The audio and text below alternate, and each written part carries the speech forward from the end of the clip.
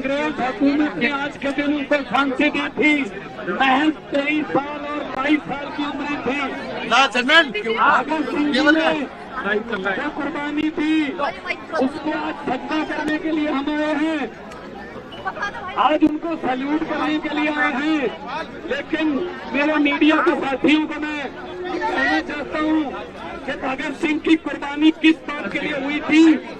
वो हुई थी भारत में डेमोक्रेसी लाने के लिए। क्योंकि अंग्रेज जो थे, जो ब्रिटिश एम्पायर था, वो वोट चलने नहीं देता था।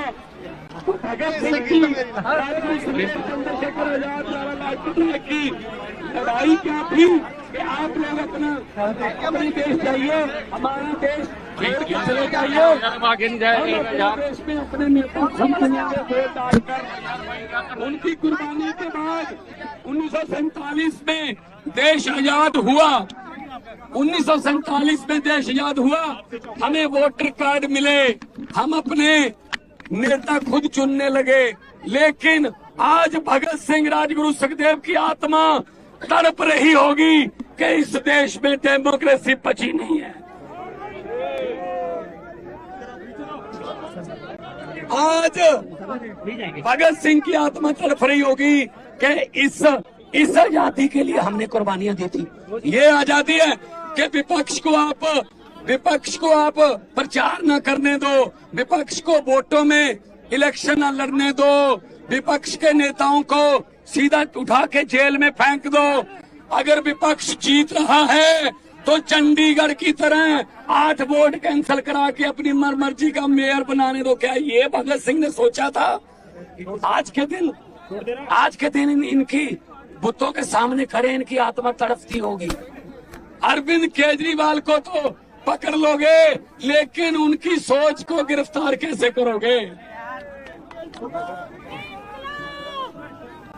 पूरे देश में ये रोष फैल गया है कल से कि बीजेपी जो है वो देश में डिक्टेटरशिप लाना चाहती है। ये नहीं चाहते। अगर दिल्ली में सरकार नहीं बनी तो दिल्ली में सरकार की चलने नहीं देनी, एलजी की चलेगी। अगर पंजाब में सरकार नहीं बनी तो गवर्नर तंग करेगा। अगर बंगाल में सरकार नहीं बनी तो गवर्नर रूल करेगा। अगर केरला में सरकार नहीं बनी तो गवर्नर रूल करेगा। अगर झारखंड में सरकार नहीं बनी, हेमंत सोरेन को गिरफ्तार करेंगे। अगर तमिलनाडु में सरकार नहीं बनी तो गवर्नर चीफ मिनिस्टर का भाषण ही नहीं पढ़ेगा, जो पढ़ना जरूरी होता है। ये बाबा साहब डॉक्टर भीमराव अंबेडकर का संविधान खतरे में है। आओ मेरे दोस्तों, 140 करोड़ लोगों को कहता हूँ, आओ इकट्ठे हो जाएं, वरना ये देश बर्बादी की तरफ लेके जा रहे हैं। ये सिर्फ और सिर्फ अपनी फोटो, अपने काम, बस और कोई काम नहीं।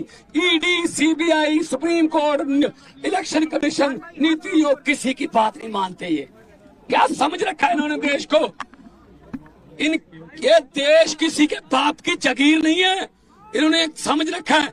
ये 26 जनवरी को पंजाब की झांकी निकाल दी, झांकी रिजेक्ट कर दी, हटा दी। अरे भगत सिंह से बड़े हो गए तुम, राजगुरु सुखदेव से बड़े हो गए तुम, करतार सिंह सराभा से बड़े हो गए, लाला लाजपत राय से बड़े हो गए। आपके यहाँ आपका कोई रिश्तेदार जलियांवाला बाग में मारा गया था? ना ना ना। अरे आजादी लेके दी जिन्होंने, उनकी झांकियां रिजेक्ट कर रहे हो। क्या हिम्मत है आप में? सो मेरे देशवासियों, आओ, देश को बचाने के लिए हमें बाहर निकलना पड़ा था। पहले लड़े थे गोरों से, पहले लड़े थे गोरों से, तो ये आ गए आजकल के नए अंग्रेज। ये नए अंग्रेज आ गए।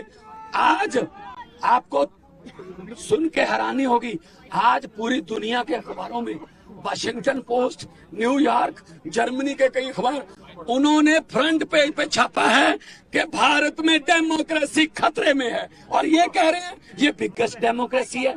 ये कह रहे हैं हम यूक्रेन और रशिया का युद्ध रुकवा देते हैं।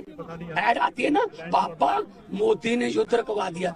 अरे अपने घर वालों को तो अंदर कर रहे हो, वहां का युद्ध रुकवा रहे हो, हद कर रहे हो। हरियाणा के नौजवानों को कह रहे हैं अब यूक्रेन चले जाओ। यूक्रेन चले जाओ, युद्ध में झोंक रहे हैं। तो ये दादागिरी ये नहीं चलेगी। पार्लियामेंट में मैं यही बोलता था, अरविंद केजरीवाल बाहर आएंगे और बहुत बड़े इनकलाब के साथ बाहर आएंगे। पूरे देश में लहर फैलेगी। अरविंद केजरीवाल एक व्यक्ति नहीं है। अरविंद केजरीवाल एक व्यक्ति नहीं है। अरविंद केजरीवाल एक सोच है। आप सोच को कैद नहीं कर सकते। जब तक अरविंद केजरीवाल बाहर नहीं आते, सरकार कैसे चलेगी दिल्ली की? चलेगी दिल्ली की सरकार। किस तरह से चलाएंगे? कानून के मुताबिक ही चलाएंगे। जेल से कोई कानून नहीं कहता कि अगर कोई मुख्यमंत्री को ऐसे, कोई कानून नहीं कहता कि अगर कोई पॉलिटिकल वेंडेंटा के अधीन किसी मुख्यमंत्री को आप जेल में कर दोगे तो वो उसको इस्तीफा देना पड़ेगा। नो, वो तो अभी लेके गए हैं, वो दोषी साबित थोड़ी हुए हैं। कहाँ चलेगी सरकार? कानून से चलाएंगे। हमारे मंत्री खड़े हैं, सब चलेंगे। लोकसभा चुनाव हो रहे हैं, कैंपेन सर आप दोनों साथ दिखते थे कैंपेन में, कैंपेन आप दोनों साथ दिखते थे, अब कैसे अकेले सर? करेंगे, प्रचार करेंगे सारे। देखो, अरविंद केजरीवाल एक सोच का नाम है, तो जो भी प्रचार करेगा वो अरविंद केजरीवाल की सोच का ही करेगा। तो मैं साथ दिखता था, इसका मतलब ये नहीं कि मैं अकेला साथ था।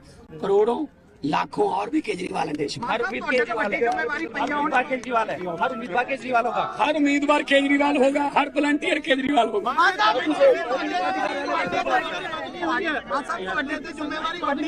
फिर क्यों रब मेरी औखे कमां ते ड्यूटी ला दिंदा है, पर शायद रब नूं पता कि मैं औखे काम कर लेना। करांगे। सुनील जाखड़ ਅੱਜ ਈਸੀ ਜਾ ਰਹੇ ਨੇ, ਕਹਿੰਦੇ ਕਿ ਪੰਜਾਬ ਦੇ ਵਿੱਚ ਪੰਜਾਬ ਦੇ ਵਿੱਚ हुआ है ਐਕਸਾਈਜ਼ ਪਾਲਿਸੀ ਪੰਜਾਬ ਚ ਲਾਗੂ ਹੋਈ, ਕਿ ਉਹਦੀ ਵੀ ਜਾਂਚ ਕਰਾਵਾਂਗੇ। कौन है? ਸੁਨੀਲ ਜਾਖੜ ਈਸੀ ਜਾ ਰਹੇ ਨੇ, ਜਿਹੜੇ ਪਿੱਛੇ ਜੇ ਕਹਿੰਦੇ ਸੀ ਕਿ ਕੇਜਰੀਵਾਲ ਤੇ ਭਗਵੰਤ ਮਾਨ ਨੇ ਫੋਟੋਆਂ ਲਾ ਲਈਆਂ ਸੀ, ਚਾਕੀਆਂ ਤੇ, ਜਿਹੜੇ ਬਾਅਦ ਚ ਮੁੱਕਰਨਾ ਪੈ ਗਿਆ ਸੀ।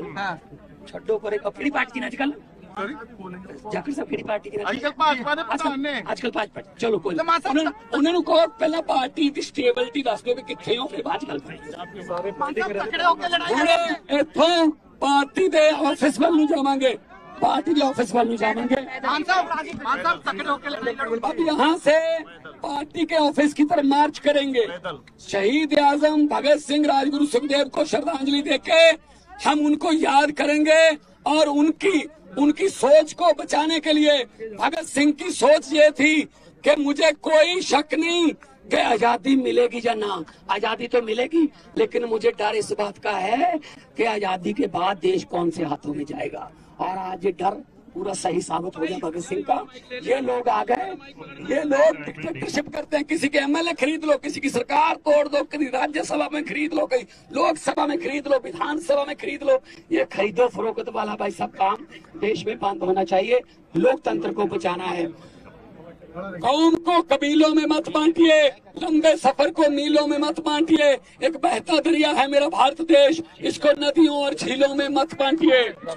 और एक अरविंद केजरीवाल जी के लिए बोल रहा हूँ 4 लाइनें कि हुकूमत वो करते हैं जिनका दिलों पर राज होता है। हुकूमत वो करते हैं जिनका दिलों पर राज होता है। यूं कहने को तो मुर्गे के सर पे भी ताज होता है।